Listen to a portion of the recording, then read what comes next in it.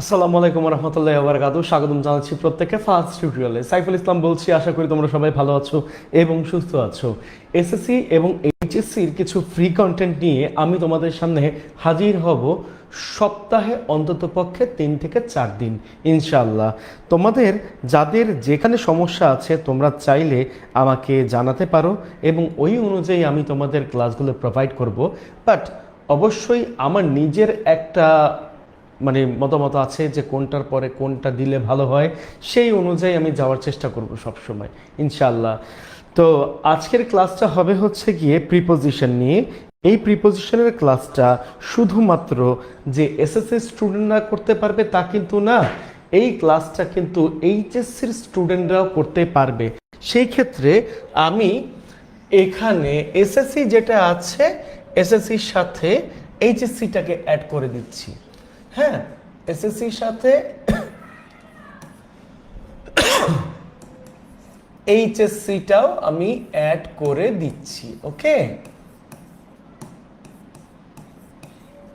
আজকে প্রিপোজিশনের যে ক্লাসটা হবে সেই ক্লাসটা অবশ্যই হচ্ছে গিয়ে লেকচার 1-এর উপরে, মানে লেকচার 1।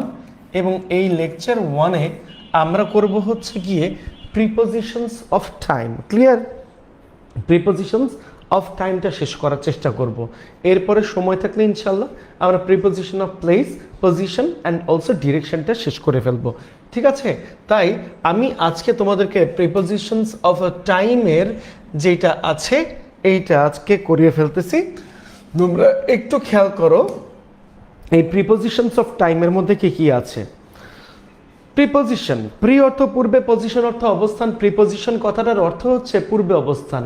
একটা নাউন অথবা একটা প্রোনাউনের আগে বসে যদি তার কোনো অবস্থান নির্দেশ করা হয় তাকেই বলা হয় হচ্ছে প্রিপোজিশন।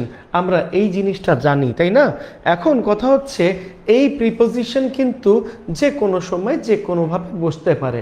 একটা প্রিপোজিশন যদি তুমি ভুল করে ফেলো, যেমনটা ধরো এখানে তুমি জানো হচ্ছে গিয়ে লেখা, এখানে আছে মনে করো একটা সেন্টেন্স, এই সেন্টেন্সে হি স্যাড ড্যাশ মি।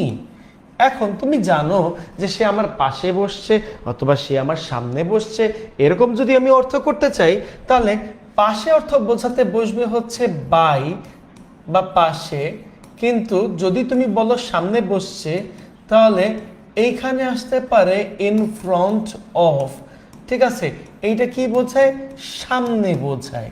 কিন্তু তুমি যদি ভুল ক্রমে এখানে লিখে ফেলো যে হি স্যাট অন মি, তখন কি আসতেছে? তখন আসতেছে কিন্তু উপরে। তার মানে সে আমার উপরে বসছে। সম্ভব না কিন্তু। তার মানে আমি যদি ধরতে যাই এই দুইটা কারেক্ট, এবং আমি যদি দেখি যে অন এখানে ব্যবহৃত হয়েছে, এটা হচ্ছে ক্রস। তাই প্রিপোজিশন বসানোর সময় অবশ্যই তোমাকে চিন্তা ভাবনা করে বসাতে হবে যে কোন জায়গায় কোন প্রিপোজিশনটা আসলেই বসে এবং আসলেই বসানো যুক্তিযুক্ত। ক্লিয়ার তো? আসো আমরা বেশি কথা না বাড়াই, এখন একটু প্রিপোজিশনের ব্যবহারগুলোতে চলে যাই। সো ফার্স্ট অফ অল আমরা এখানে 3টা ব্যবহার নিয়ে আলোচনা করব। প্রথমে ব্যবহার যেটা আলোচনা করব সেটা হচ্ছে অ্যাট। তারপরে যে ব্যবহারটা নিয়ে আলোচনা করব সেটা হচ্ছে ইন, এবং তারপরে যে ব্যবহারগুলো নিয়ে আলোচনা করব তার মধ্যে আছে হচ্ছে অন। তার মানে এই 3টা আগে আমরা শেষ করার চেষ্টা করব। তো চলে আসি আমরা কিভাবে করব সেটা একটু দেখতে। প্রথমে হচ্ছে গিয়ে আমরা এখানে করব হচ্ছে নির্দিষ্ট সময়ের ব্যাপারে। ওকে, যখন আমি দেখতে পারবো কোন জায়গায় নির্দিষ্ট সময় আছে সেটা হয়ে যাবে হচ্ছে অ্যাট। সেটা কি হয়ে যাবে? অ্যাট হয়ে যাবে। কিন্তু যদি আমরা দেখতে যাই যে কোন জায়গায় অনির্দিষ্ট সময় আছে, কোন জায়গায় অনির্দিষ্ট সময় আছে, তাহলে আমার এই জায়গাটায় বসাতে হবে হচ্ছে গিয়ে ইন। যেমন আমি তোমাদেরকে একটু লিখে দেখাই, সেন্টেন্সটা এইরকম হতে পারে। লিখলাম I get up just dash ধরো 7 o'clock, আমি উঠি ঠিক 7টা বাজে, সেটা সকাল 7টা হতে পারে। তার মানে 7টা মানে 7টা, 7টা মানে 8টাও না, 9টাও না, 10টাও না, 11টা বা 12টাও না। তার মানে এই টাইমটা কিন্তু একদম স্পেসিফিক। যখন কোনো টাইম এরকম ভাবে স্পেসিফিক থাকবে সেই ক্ষেত্রে বসবে অ্যাট। কিন্তু যদি তুমি একটু খেয়াল করো যে এইখানে আমি লিখছি হচ্ছে I get up early dash the morning. ওকে, আমি উঠে যাই হচ্ছে গিয়ে ঠিক মানে কি আমি ঠিক সকালে উঠে যাই। সকাল বলতে কয়টা? ভোর 5টা, 6টা, 7টা, 8টা, 9টা, 10টা নাকি 11টা, এই ব্যাপারটা কিন্তু আমি নির্দিষ্ট করে বলি নাই। আর যখন আমি এটাকে নির্দিষ্ট করে বলছি না তখন কিন্তু আমাকে এখানে বসাতে হচ্ছে ইন। ক্লিয়ার তো? এখানে আমাদের বসাতে হয় তখন হচ্ছে ইন। একটু মাথা খাটাও। মাথাটা কি জানো? আমি এখানে দেখাই দিতেছি, যেই সমস্ত বেলার আগে দা নাই, যেই সমস্ত বেলার আগে দা নাই তার আগে অ্যাট বসে। ঠিক আছে, এইখানে নতুন করে একটু দেখাই দেই, যে সমস্ত বেলার নামের আগে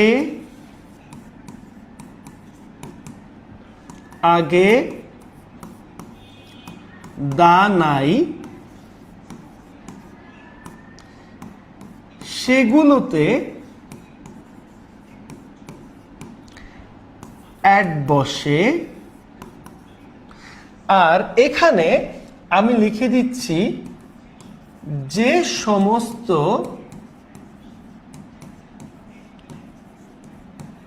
বেলার নামের আগে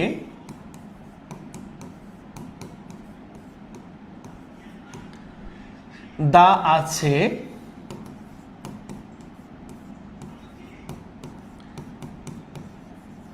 সেগুলোতে ইন বসে। এই জিনিসটা মাথায় রাখবা, যে সমস্ত বেলার নামের আগে দা নাই সেই সমস্ত বেলার নামের আগে অ্যাট বসে, যে সমস্ত বেলার নামের আগে দা আছে সেগুলোতে কিন্তু ইন বসে।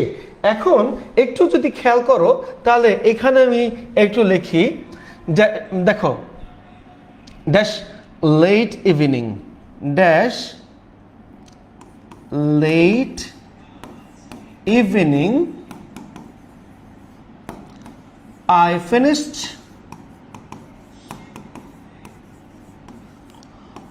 all the task. দেখো লেট ইভিনিং এটা একটা বেলা, এটা একটা বেলা কিন্তু তার আগে দা নাই। এই বেলাগুলোকে কি বলা হয় জানো? এই বেলাগুলোকে বলা হয় সংক্ষিপ্ত সময়ের জন্য বেলা। তার মানে এইটা আমরা একটা সংক্ষিপ্ত সময়ের জন্য পেয়ে থাকি। আর যখন আমরা সংক্ষিপ্ত সময়ের জন্য পাই এবং এই বেলার নামগুলোর আগে যখন আমরা দা দেখতে পাই না, তখন কিন্তু এই জায়গাটায় আমাদের অবশ্যই বসাতে হবে হচ্ছে অ্যাট। ওকে, এই জায়গাটা আমাদের তখন বসাতে হবে অ্যাট। আর অলরেডি তুমি দেখতে পাচ্ছ যে এই জায়গাতে বেলার নাম নিয়ে একটা উদাহরণ দেওয়া হয়েছে, যে উদাহরণটা ছিল কিন্তু দ্য মর্নিং। আর এই দ্য মর্নিং থাকার কারণে যেহেতু বেলার নামের আগে দা আছে তাই এখানে কিন্তু ইন বসে গিয়েছে। ঠিক আছে, এইবারে খেয়াল করো, আমি তোমাদেরকে তাহলে এই 2 নাম্বার উদাহরণটা দিলাম না, 3 নাম্বার থেকে শুরু করি। ঠিক আছে, মাস, তারপরে সপ্তাহ, তারপরে ধরো হচ্ছে সাল, হ্যাঁ, যুগ, এদের আগে ইন বসে, এদের আগে ইন বসে। যেমন তোমাদেরকে একটু দেখাই দিচ্ছি, he will come dash জানুয়ারি, সংক্ষেপে জানুয়ারি মানে এভাবে লিখলাম। ওকে, তাহলে কি সে জানুয়ারি মাসের মধ্যে আসবে, তার মানে কি কোনো মাসের মধ্যে বলছে। মাসের মধ্যে যদি বলে থাকে এটা কিন্তু কোনো নির্দিষ্ট সময় না, কারণ জানুয়ারি থাকলেও জানুয়ারির কয় তারিখ সেটা কিন্তু উল্লেখ করে নাই। জানুয়ারি কয় তারিখ কোন বেলা সেটা কিন্তু উল্লেখ করে নাই, এবং জানুয়ারি কয় তারিখ কোন বেলা তার সাথে কোন সময় সেটাও কিন্তু উল্লেখ করে নাই। অর্থাৎ যখন এগুলো উল্লেখ না করবে তখন কিন্তু তোমাকে বসাতে হবে হচ্ছে অবশ্যই ইন, অবশ্যই তোমাকে বসাতে হবে হচ্ছে ইন। এই হচ্ছে ব্যাপার। এইবারে এখানে আমরা একটু দেখে নেই যে সাপ্তাহিক ছুটির আগে, সাপ্তাহিক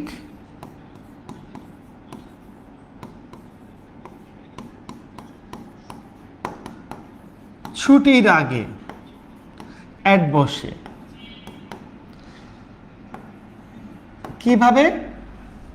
এই ছুটির দিনটা ডিফারেন্ট, কিভাবে বসতে পারে দেখো, এইখানে আমি লিখলাম dash the weekend, dash the weekend. তো তুমি কি দেখতে পাচ্ছ উইকেন্ড আছে, মানে কি সাপ্তাহিক ছুটির দিনে। এইটা উইকেন্ডের ক্ষেত্রেই বসে, একটা কি ক্ষেত্রে বসে?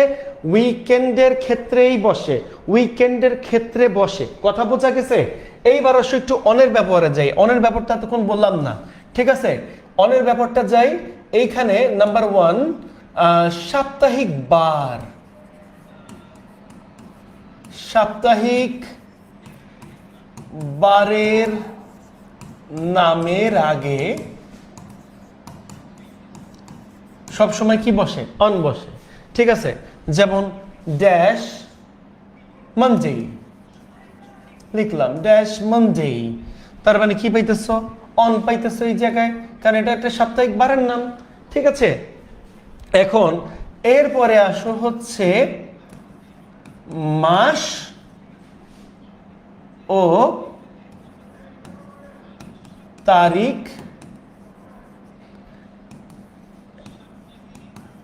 একসাথে থাকলে, মাস ও তারিখ একসাথে থাকলে তখন কিন্তু আমরা বসাতে পারি, তখন আমরা বসাতে পারি হচ্ছে গিয়ে এই জায়গাটায় অন। কিভাবে বসাতে পারি দেখো, দেখো এইখানে আমি লিখলাম অন 21st জানুয়ারি,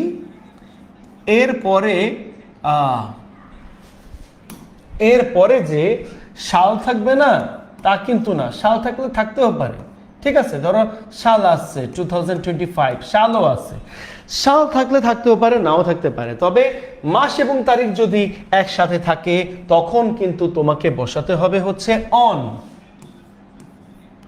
ঠিক আছে? যেই সমস্ত দিবসের সাথে, আমি আরেকটু বলি, যে সমস্ত দিবস বা যে সমস্ত ওয়ার্ডের সাথে, যে সমস্ত ওয়ার্ড বা দিবসের নামের সাথে ডে থাকে, ডে ডে লেখা থাকে,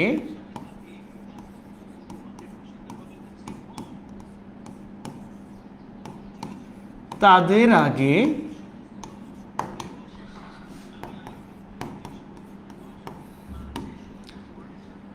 অন বসে, তাদের আগে অন বসে। যেমন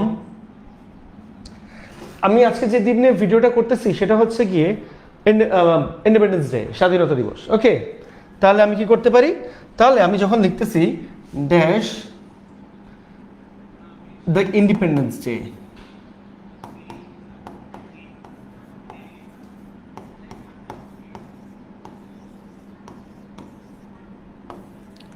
লিখলাম। যখন তুমি কোন একটা দিবস দেখতে পাচ্ছ বা এমন একটা ওয়ার্ড, এই ওয়ার্ডের পরে কি আছে? ডে আছে, তখন কিন্তু এইটা হচ্ছে গিয়ে অন বসে, অন বসে। এখন এইখানে উইকেন্ডের ক্ষেত্রে অন বসছে, উইকেন্ডটা হচ্ছে সাপ্তাহিক ছুটির দিন। এখন যদি এইভাবেও থাকতো যে ড্যাশ হলিডে, তখন তোমরা একটা জিনিস দেখলে খেয়াল করতে পারবে এই কথাটার সাথে কিন্তু ডে আছে, এই ওয়ার্ডটার সাথে কিন্তু ডে আছে। আর এই ডে থাকার কারণে কিন্তু এইখানে আমাদের বসে যাবে হচ্ছে প্রিপোজিশন অন, এখানে আমাদের বসে যাবে হচ্ছে প্রিপোজিশন অন। আশা করি তোমরা এই পুরো জিনিসটা বুঝতে পেরেছো, তোমাদের এখানে কোনো সমস্যা নাই। এইবার চলে আসি হচ্ছে পরবর্তী ব্যবহারে, যেখানে আমরা হচ্ছে গিয়ে করব অ্যাগোর ব্যবহার, বিফোরের ব্যবহার, টিল অথবা আনটিলের ব্যবহার। ঠিক আছে, আমি মাঝখান থেকে দুইটা ভাগ করে নিচ্ছি যাতে করে তোমাদের বুঝতে অসুবিধা না হয়। এই নাও, তাহলে প্রথমে আমরা যাচ্ছি হচ্ছে অ্যাগো এর ব্যবহারে। এইখানে অ্যাগো থাকবে আর এইখানে হচ্ছে গিয়ে বিফোর থাকতেছে, নিচের দিকে আমরা হচ্ছে টিল আর আনটিলের ব্যাপারটা করব। তাহলে এইখানে আমরা একটু দেখে নেই, মানে কি, যদি কোনো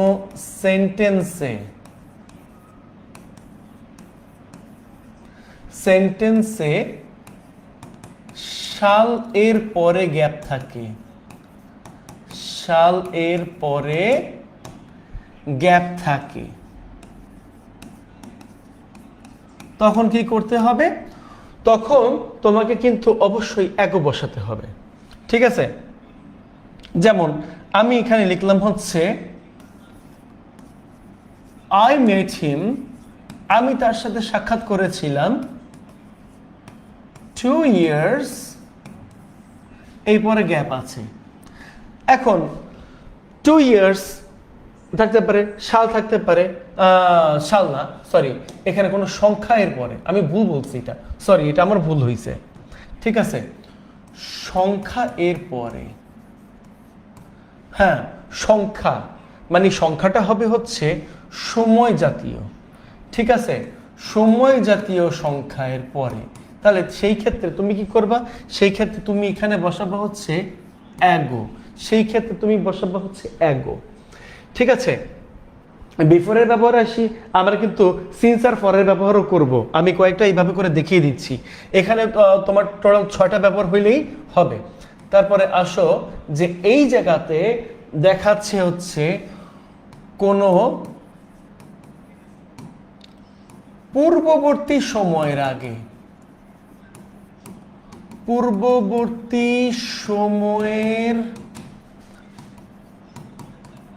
আগে বোঝাতে তখন কিন্তু তোমাকে বিফোর বসাতে হবে। যেমন এখানে আমি লিখলাম আই লিভড হিয়ার ড্যাশ 2004। ধরো আমি 2004 সালের আগে এখানে বসবাস করতাম। এখন কথাটা হচ্ছে এখানে তো আফটারও বসতে পারে, সেটা সেন্টেন্সের উপর নির্ভর করবে যে এখানে আসলে বিফোর বসবে নাকি আফটার বসবে। ঠিক আছে, তারপরও আমি ধরে নিলাম এটা যেহেতু বিফোরের ব্যবহার করতেছি, তাহলে এটা বিফোরই হবে। ঠিক আছে, এইটা বিফোরই হবে, আমি ধরে নিলাম। ওকে, তাহলে আমি এখানে দিতে পারি কি বিফোর, বিফোর দিতে পারি। এই হচ্ছে ব্যাপার। এবার আসো তারপরের নিয়মে আমরা চলে যাচ্ছি। এইখানে আমরা করে ফেলবো হচ্ছে সিন্স অথবা ফরের নিয়মটা। এই জায়গাটাতে আমরা সিন্স অথবা ফরের নিয়মটা করে ফেলি, তারপরে আমরা টিল বা আনটিলের নিয়ম করে ফেললাম। ওকে, তাহলে আসো এইবার হচ্ছে সিন্সের ব্যবহার করব এবং ফরের ব্যবহার করব। তো এই সিন্সের ব্যবহারে আমরা কি দেখতে পাবো? সেটা হচ্ছে কোনো পারফেক্ট কন্টিনিউয়াস টেন্সের পরে, কোনো পারফেক্ট কন্টিনিউয়াস টেন্স এর পরে যদি যদি সাল অথবা বেলা থাকে, সাল অথবা বেলা থাকে, তার আগে অলওয়েজ সিন্স বসে। ওকে, এই পরে এই নিয়মের সাথে আরেকটা নিয়ম মিলাই দিই। দেখো লিখলাম কোনো পারফেক্ট কন্টিনিউয়াস। পারফেক্ট কন্টিনিউয়াস কি? হ্যাভ অথবা has plus been plus move ভার্বের প্রেজেন্ট ফর্মের সাথে আইএনজি, আবার had plus been plus ING, এরকম, তাই না? তাহলে দেখো কোনো পারফেক্ট কন্টিনিউয়াস টেন্সের পরে, কোনো পারফেক্ট কন্টিনিউয়াস টেন্সের পরে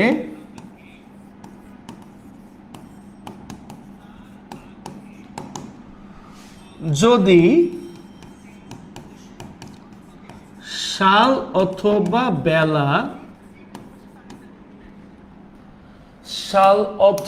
বেলা না থাকে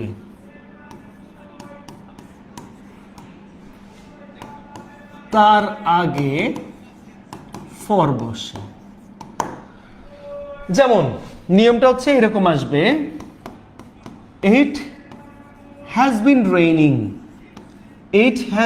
রেইনিং দিলাম, ওকে, দেওয়ার পরে ধরো ড্যাশ, এইবার লিখলাম হচ্ছে দ্য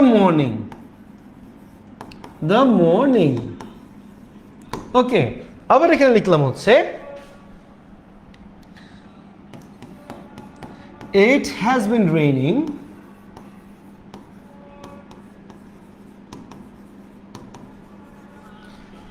dash 2 hours,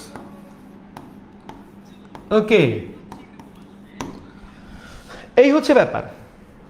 তাহলে আমরা কি দেখতে পাচ্ছি? আমরা দেখতে পাচ্ছি it has been raining dash the morning and it has been raining dash 2 hours, ওকে।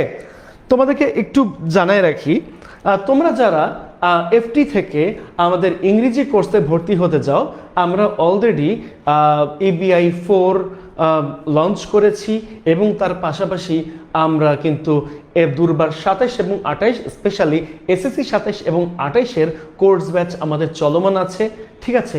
এই দুইটা কোর্সে চাইলে ভর্তি হতে পারো। এর তাছাড়াও আমাদের কিন্তু ক্লাস 8-এর একটা কোর্স আমরা রান করতেছি, ঠিক আছে। এই 8-এর কোর্সে ভর্তি হতে চাইলে অবশ্যই ডেসক্রিপশন বক্সে যে লিঙ্কটা দেওয়া আছে এই লিঙ্কে ক্লিক করো। ক্লিক করলে ইনশাল্লাহ তোমরা আমাদের কোর্সগুলো দেখতে পারবে। ধন্যবাদ।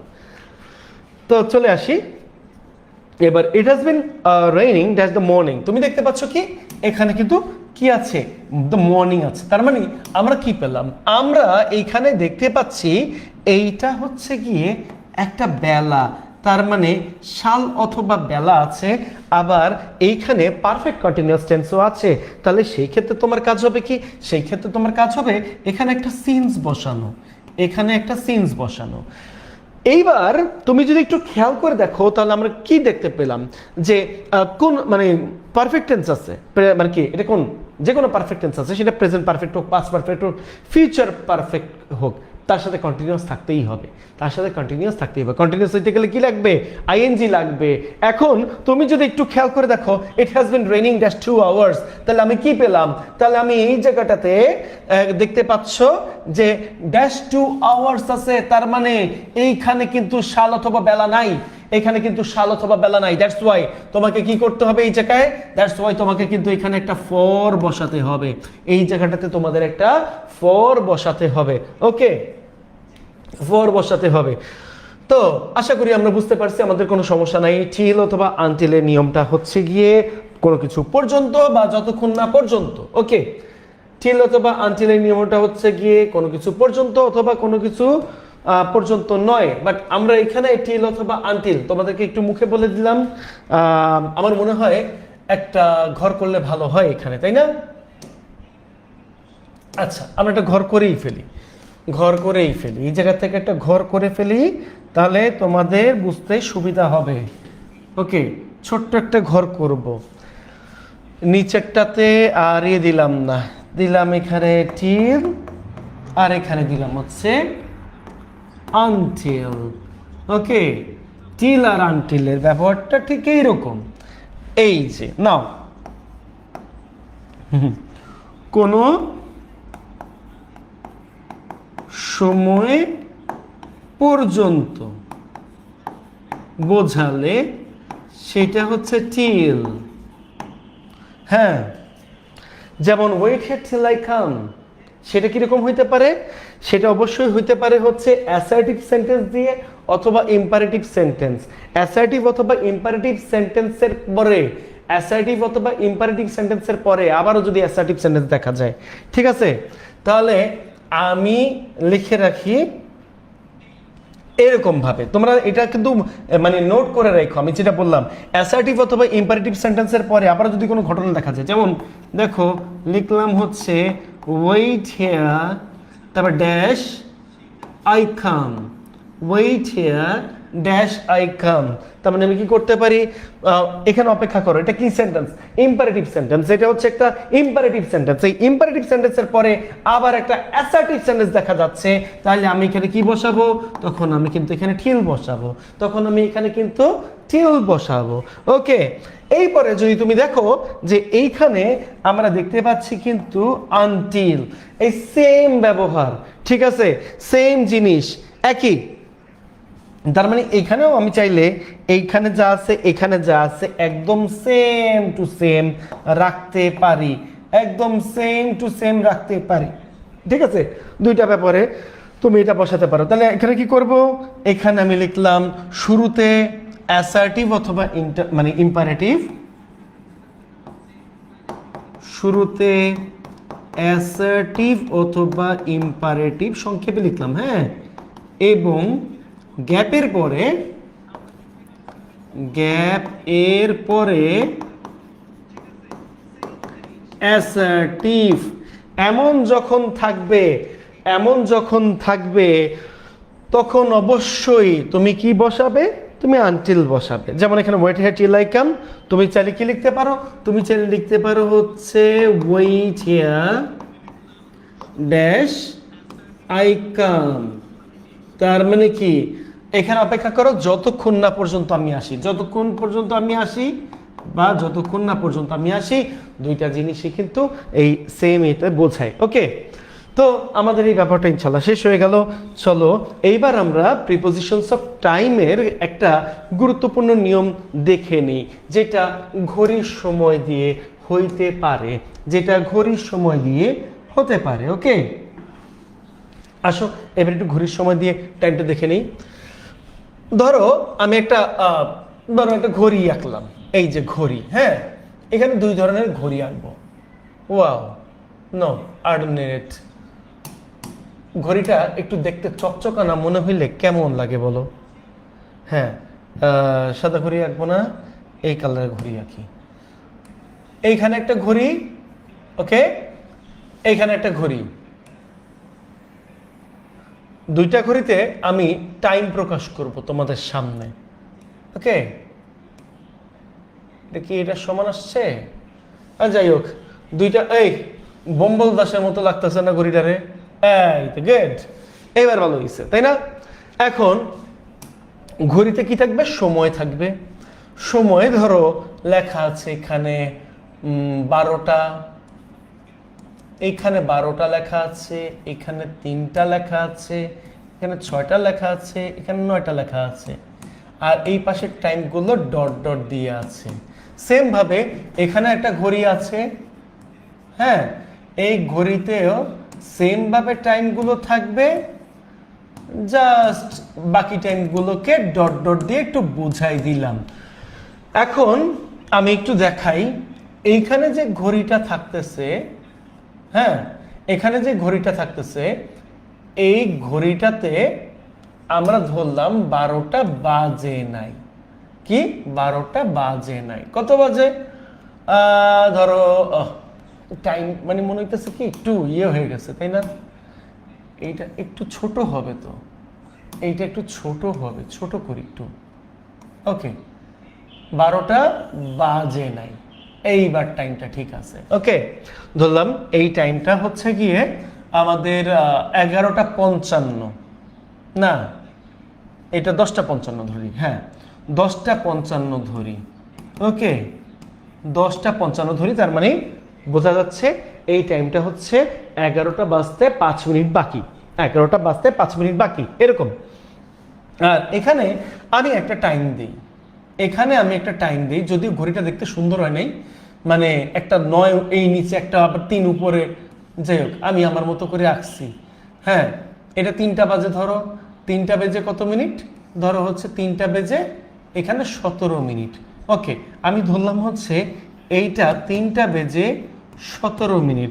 এখানে 10:55 সাথে AM দিলাম আর 3:17 সাথে আমি PM দিলাম। এখন আমরা যে জিনিসটা দেখব যে এইখানে নির্দিষ্ট সময়ের কাছাকাছি আছে কিনা। ধরি আমি এখানে নির্দিষ্ট সময়ের কাছাকাছি থাকলে অ্যাড বসে, দেখাই দিচ্ছি। দেখো এখানে নির্দিষ্ট সময়ের কাছাকাছি বোঝাতে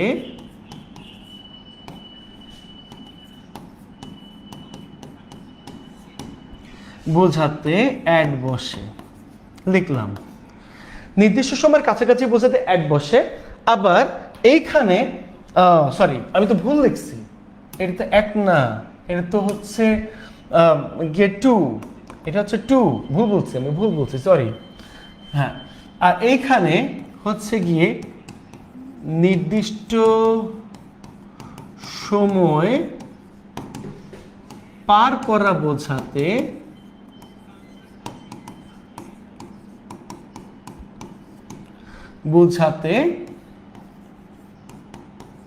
পাস্ট বসে।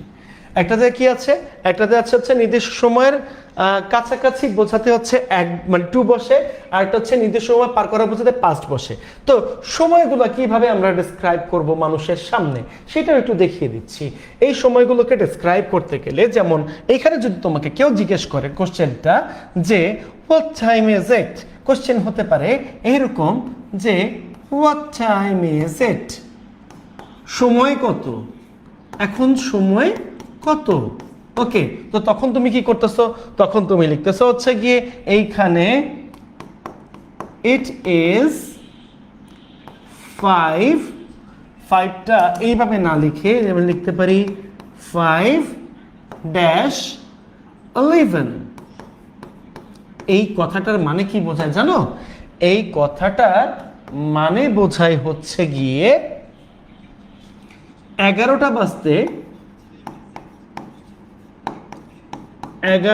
বাজতে 5 মিনিট বাকি, এমনটা বোঝায়। 11টা বাজতে 5 মিনিট বাকি। ওকে, তারপরে সেই ক্ষেত্রে কি করতে হবে?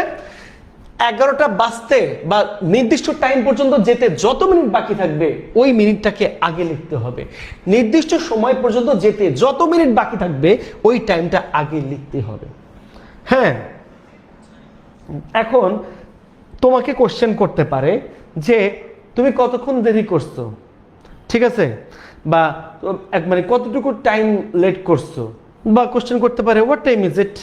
হ্যাঁ, এরকম যদি কোশ্চেন করে সেই ক্ষেত্রে তুমি এখানে কি লিখবা? আমি টাইমটা এখানে হোয়াট টাইম ইজ ইট যেহেতু আছে আর লিখলাম না, আমি পরেরটা চলে গেলাম, গিয়ে কি করব, পরেরটা আমি এখানে লিখলাম ইট ইজ ধরো কত মিনিট লেট, হ্যাঁ 17, ইট ইজ 17-3। এখন তুমি একটা জায়গায় যাবা, ওই জায়গাটা তোমার মিটিংয়ে অ্যাটেন্ড করার কথা ছিল 3টার দিকে, তুমি 3টার দিকে মিটিংয়ে অ্যাটেন্ড করতে পারলা না, দেখলা কত 17 মিনিট লেট হয়ে গেছে। 17 মিনিট লেট হয়ে গেছে। যখন তুমি এই লেটটা দেখতে পারতেছো তখন সেটা হয়ে যাবে হচ্ছে পাস্ট। নির্দিষ্ট সময় 3টা ছিল এখানে, এই 3টার নির্দিষ্ট সময় যখন অতিক্রান্ত হয়ে গেছে, যতটুকু টাইম অতিক্রান্ত হয়েছে ওইটুকু টাইমের পরে তোমাকে পাস্ট বসাতে হবে, ওইটুকু টাইমের পরে তোমাকে পাস্ট বসাতে হবে। আশা করি তোমরা বুঝতে পারছো, তোমাদের এটা কোনো সমস্যা নাই। ওকে, এখন যদি বলে কোনো নির্দিষ্ট অথবা অনির্দিষ্ট সময়ের মধ্যে কোনো কাজ করা বুঝাইলে সেই ক্ষেত্রে কি বসে, তাহলে এইখানে তোমাকে এটা লিখতে হবে যে কোনো নির্দিষ্ট অথবা অনির্দিষ্ট সময়ের মধ্যে, এই যে এখানে এই ঘরটা টেনে দিই। ওকে, কোনো নির্দিষ্ট, বাহ কি সুন্দরভাবে নির্দিষ্ট লিখছি রে বাবা। ওকে, কোনো নির্দিষ্ট অথবা অনির্দিষ্ট সময়ের মধ্যে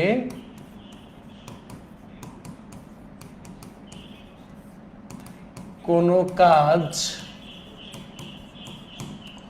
করা বুঝালে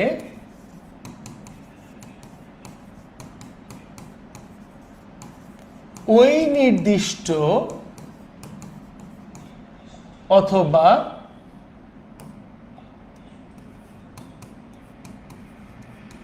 অনির্দিষ্ট সময়ের আগে কি বসবে? বাই অথবা উইদিন বসে। তুমি বাই অথবা উইদিন বসাতে পারবে। ঠিক আছে, ধরো লিখলাম by 5 o'clock I have finished reading 5 pages. I have finished reading 5 pages by 5 o'clock. এইভাবে কথাটা আসতে পারে, এইভাবে কথাটা আসতে পারে। ঠিক আছে, সো আমাদের আজকে টার্গেট কি ছিল? আমাদের আজকে টার্গেট ছিল হচ্ছে গিয়ে প্রিপজিশনস অফ টাইম শেষ করা। কি করা? প্রিপজিশনস অফ টাইম শেষ করা। অ্যান্ড আমরা এইটা ইতিমধ্যে শেষ করে ফেলেছি। ওকে, তাহলে তোমরা যারা এই ক্লাসটা করেছো, আল্লাহর রহমতে আশা করি তোমরা বুঝতে পেরেছো। যারা আমাদের কোর্সগুলোতে আবারও এনরোল করতে চাও, বা যারা আমাদের কোর্সগুলো আমাদের ক্লাস দেখছো বাট আমাদের কোর্সে এনরোল নাই, তারা যদি এনরোল করতে চাও তাহলে সেই ক্ষেত্রে এইচএসসি 26 মানে অলরেডি তো পরীক্ষা চলতেছে, এইচএসসি 27 ব্যাচ, এবং যারা সদ্য পরীক্ষা দিবা মানে এসএসসি 26 তারা এইচএসসি 28-এ উঠবা, তাহলে তাদের ক্ষেত্রে বলবো ইবিআই 4 কোর্স। ওকে, আর ইবিআই 4-এর মধ্যে হচ্ছে গিয়ে আমি আর রাসেল স্যার হচ্ছে ইংলিশ পড়াচ্ছি, বাংলা পড়াচ্ছে সাকিব স্যার, আর সানি স্যার পড়াচ্ছে আইসিটি। তোমরা চাইলে আলাদা আলাদা কোর্স কিনতে পারো এটার, আবার চাইলে একসাথে কম্বো কিনতে পারো, ইবিআই কম্বো। আর যারা হচ্ছে এসএসসিতে পড়ছো তারা দুর্বার 27 এবং 28 ব্যাচের কোর্স কিনতে পারো, সেখানে ইংলিশ পড়াচ্ছি আমি এবং সাইফুল ইসলাম রাসেল স্যার। আর যারা অষ্টম শ্রেণীতে আছো বর্তমানে, যারা বৃত্তি পরীক্ষা দিবা বা মানে ভালো রেজাল্ট করতে চাও, তারা চাইলে আমাদের অষ্টম শ্রেণীর কোর্সে ভর্তি হতে পারো, জাগরণ 2 যেটা। ওকে, ধন্যবাদ সবাইকে, ভালো থাকো, সুস্থ থাকো, এই কামনা শেষ করছি। সবাইকে আসসালামু আলাইকুম।